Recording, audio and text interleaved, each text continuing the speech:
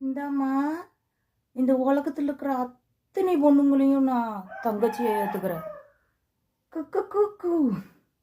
நீயே நானா நான் ஏத்துக்கிட்டா.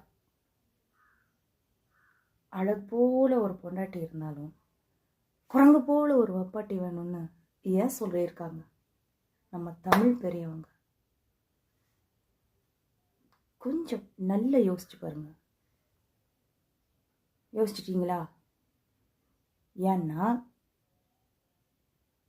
அழகு போல ஒரு பொண்டாட்டி இருந்தாலும் கண்ணை மூடி குவார்க் அப்படிங்கிற தாண்டவத்தை கண்டுட்டு இருப்பாங்க 4வது வெளியில.